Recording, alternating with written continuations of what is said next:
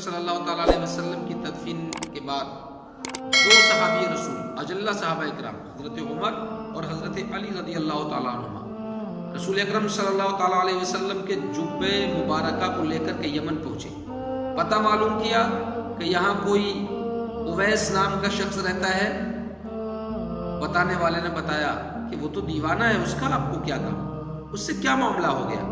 کہا کوئی بات نہیں، دنیا جنہیں دیوانہ سمجھتی ہے ہمیں انہی کی تلاش ہے. بولے ہمیں آپ پہنچا دیجئے، دانا اور دیوانہ وہ ہم جانے. پہنچے دونوں لوگ، دیکھا تو حضرت اویس قرنی رضی اللہ تعالیٰ عنہ نماز پڑھ رہے تھے. سلام پھیرا، دونوں صاحبین نے سلام عرض کیا. رسول اکرم صلی اللہ تعالیٰ علیہ وسلم کے مدینہ سے ہم آئے ہیں. اتنا کہا آنکھیں اشکبار ہو گئی. عرض کیا آپ کے لیے رسول اکرم صلی اللہ تعالیٰ علیہ وسلم نے اپنا جبہ مبارکہ بھیجا. ہاتھوں میں لیا، بوسہ دیا اور کہا کہ آپ دونوں حضرات یہیں بیٹھیے، میں بھی آتا ہوں. کہا دونوں صاحبین نے عرض کیا کہ لیکن رسول اللہ صلی اللہ تعالیٰ علیہ وسلم نے ارشاد فرمایا ہے کہ اویس سے کہنا کہ میری امت کے لیے بخشش کی دعا کرے. بولے ٹھیک ہے میں بھی آتا ہوں. ایک طرف چلے گئے اویس قرنی جبہ لے کر، سجدے میں سر رکھ دیا. یا اللہ تیرے محبوب نے جبہ بھیجا ہے، اجازت ہو تو پہن لوں. آواز آئی پہن لے. اب ناز و انداز بدل گئے، دیوانے کے تیور بدل گئے. موقع مل گیا، اسی موقع کی تلاش میں تھا دیوانہ. یا اللہ تو نے اجازت تو دے دی ہے پہننے کی، لیکن میں ایسے نہیں پہنوں. کیسے پہنے گا؟ تیرے محبوب کی امت کی بخشش کا سوالی ہوں مولا، بخش دے، میرے آقا کی امت کو بخش دے.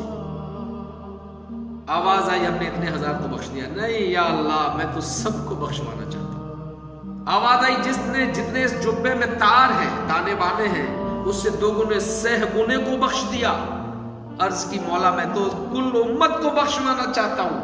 ایک امت کے لیے دعا کر رہا ہے، نبی نہیں، امتی کا پاور دیکھیے.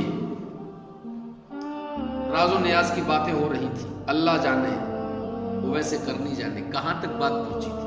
اتنے میں حضرت علی حضرت عمر رضی اللہ تعالیٰ عنہما آ گئے.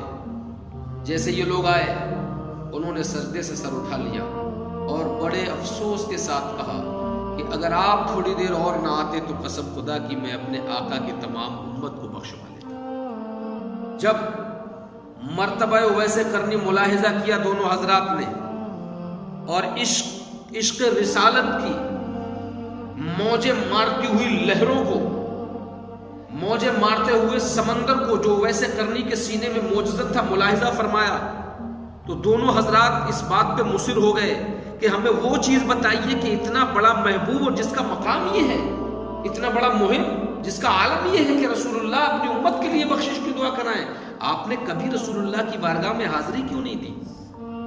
اتنا کہا تھا دونوں حضرات نے. اویس قرنی کا محبت بھرا جواب سنیے.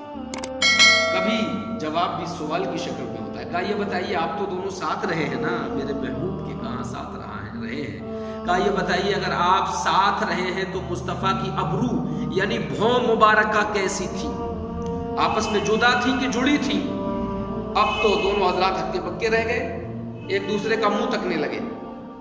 آخر کار حضرت اویس قرنی نے خود ہی نقشہ کھینچنا شروع کیا اور ایسا نقشہ کھینچا ہے رسالت مآب کے چہرے انور کا.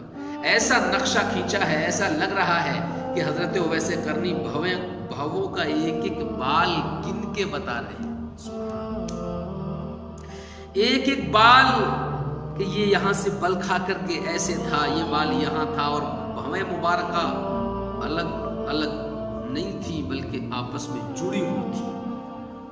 اللہ اکبر.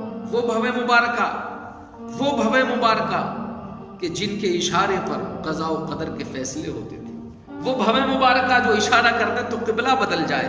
ارے وہی بھویں مبارکہ جن کے لیے امام عشق و محبت کہتے ہیں، جن کے سجدے کو محراب کعبہ جھکی، ان بھووں کی لطافت پہ لاکھوں سلام. اویس قرنی نے آپ کی بھویں مبارکہ کا جب نقشہ کھینچا اور جب بتایا کہ ایسی تھی بھویں مبارکہ، تو جو دن اور رات ساتھ میں رہنے والے تھے وہ یہی تو کہہ رہے تھے امام عشق و محبت کی زبان میں، آنکھ والا تیرے جوبن کا تماشا دیکھے، دیدہ کور کو کیا آئے نظر کیا دیکھے.